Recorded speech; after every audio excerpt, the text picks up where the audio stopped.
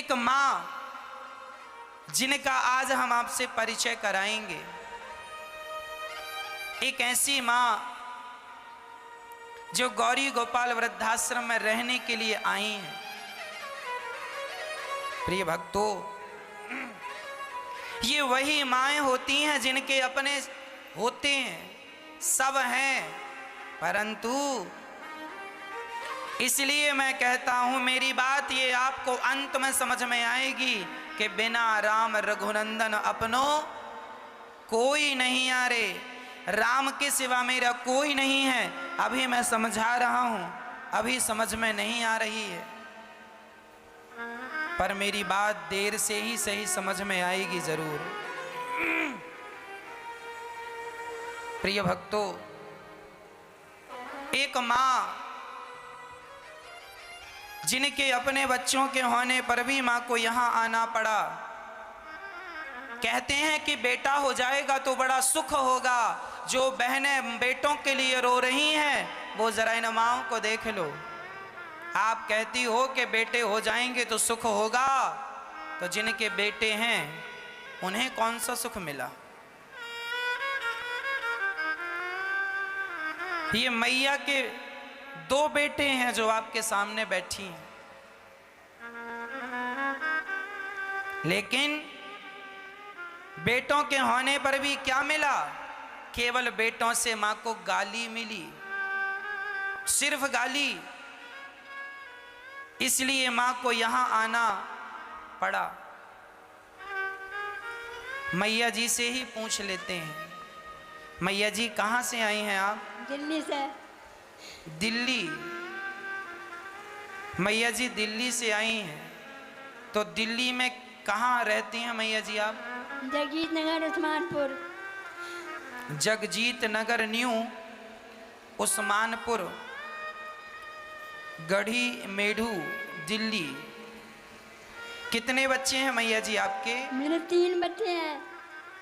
बेटा कितने हैं आपके? 2। 2 बेटे हैं। तो मैया जी 2 बेटों के होने पर भी आपको यहाँ क्यों आना पड़ा? मेरी कदर नहीं करते, मुझे रखते नहीं अच्छी तरह। मेरे सामने बैठ के खाते रहते हैं, मैं पागल की तरह बैठी रहती हूँ। माँ के सामने बैठ के बच्चे खाते हैं और भोजन को भी नहीं पूछते, जबकि माँ का शरीर इतना बूढ़ा हो चुका है।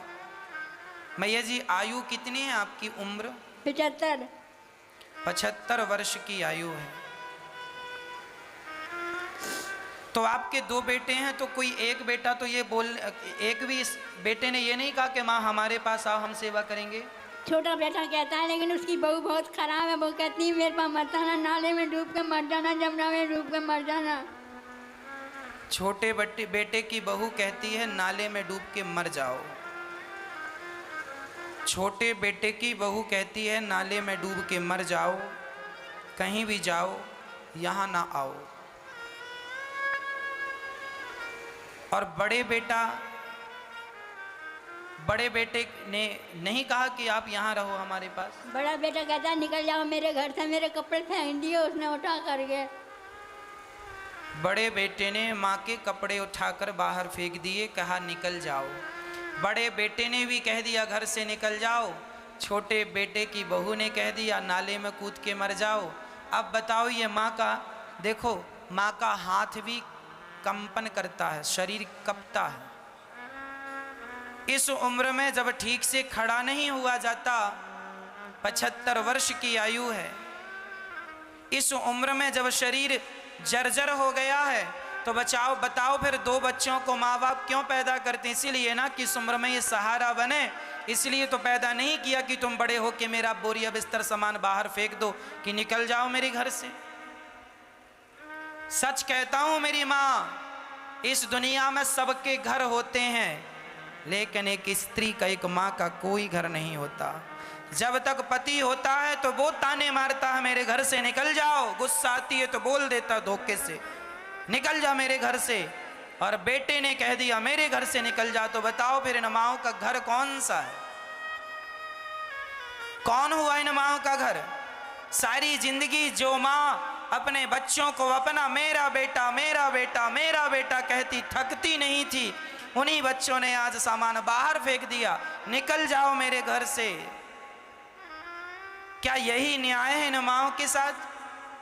प्रार्थना करता हूं अपनी माँ को तो ना दुखाओ, माँ का तो दिल ना दुखाओ जिसने तुम्हें जन्म दिया है, और वो भी इस उम्र में चलने फिरने की हिम्मत नहीं है।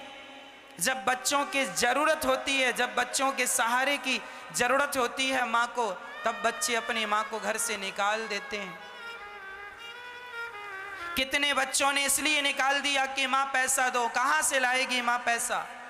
कहाँ से देगी तुम्हें पैसा? सारी जिंदगी दिया तो सही, अरे तुम्हें जन्म दे दिया है, मनुष्य के शरीर में लाकर खड़ा कर दिया, क्या ये कोई पैसे से कम था? लेकिन बच्चों का तो पेट भरता ही नहीं। पता नहीं इस माँ के लिए इनके बच्चों के पास जगह नहीं है। खुद की संतान खुद के बच्चों के लिए भरपूर जगह होगी। हाँ प्रिय भक्तों, प्रार्थना करता हूं कहीं इनके बच्चे मिले तो जरूर हाथ जोड़ के कहना, वाह बेटा, अपनी माँ के साथ क्या ऐसा व्यवहार करना शोभनीय है? क्या अपनी माँ को बुढ़ापे में इतने आंसू देना तुम्हारे लिए यही ठीक लगा तुम्हें? अरे खुशियां तो दे ना सके, आंसू और दे दिए। कहाँ जाएंगी ये माँ? इसलिए यदास अनिरुद्ध ने इन माँओं के रहने के लिए गौरी गोपाल वृद्धाश्रम बनाया है। वो पति के घर को भले ना कह सकें कि ये मेरा है, बेटे के घर को भले ना कह सकें कि ये मेरा है, पर गौरी गोपाल वृद्धाश्रम में रहती हुई माँ ये कह सकती है कि ये घर मेरा है। इसलिए ये दास अनिरुद्ध आपसे प्रार्थना करता है कि इन माँओं के आंसू को पहुंचने के योग ईश्वर ने बनाया है, सामर्थ्य दी है ईश्वर ने, तो जरूर इन माँओं के आंसू पहुंचिएगा। गौरी गोपाल वृद्धाश्रम माँओं से पैक हो चुका है। एक किराए से हमने आश्रम ले रखा है, इसलिए ताकि इन माँओं को वापस जाना ना पड़े। आश्रम में बिल्कुल जगह नहीं बची, माताएं आती हैं, फिर भी हमसे ये नहीं कहा जाता कि अब जगह पूरी हो गई है। 1000 माताओं के लिए बड़ा आश्रम बनाने की ज़रूरत है। उसके लिए प्रार्थना करता हूँ कि आप एक कमरा बनवा कर इन माँओं के लिए समर्पित कर सकते हैं, जहाँ बुढ़ापे में ये माएँ आनंद पूर्वक, ये बच्चों की सताई ठुकराई माँ है, यदि हंस लेंगी ना तो आपके सहयोग से इनके होठों में हंसी आ जाएगी। आंसू आप ही पहुँच सकते हैं अपने सहयोग के बल पर। ये दास अनिरुद्ध इन माँओं की सेवा करता है, आप सभी सहयोग करते हैं, और बिहारी जी की कृपा ये सब काम हो रहा है। आप एक कमरा बनवा कर सहयोग करें तो ठीक, नहीं तो एक कमरे की छत आप बनवा सकते हैं। एक माँ को, इन माँओं के लिए एक छत बनवा सकते हैं, जहां आपकी छाया में ये माताएं अपना बचा हुआ बुढ़ापा आनंद से जी लेंगी। मैया जी, अब आपका तीसरा बेटा ये दास अनिरुद्ध है, भले वो 2 बेटे सेवा ना कर पाए हों, पर ये दास अनिरुद्ध आपका बेटा बन के आपकी सेवा करेगा, आपको वचन देता है। 2 बेटों के होने पर भी यदि माँ को सहारा ना मिला तो आओ हम इस माँ का सहारा बनते हैं। हम इन माँओं के आंसू को पहुँचते हैं, हम इन माँओं को हृदय से लगाते हैं। इसलिए ये दास अनिरुद्ध कहता है कि आप भी एक छत डलवा कर इन माँओं का सहारा बन सकते हैं। आप भी इन माँओं के लिए जीवन भर भोजन देने का संकल्प ले सकते हैं।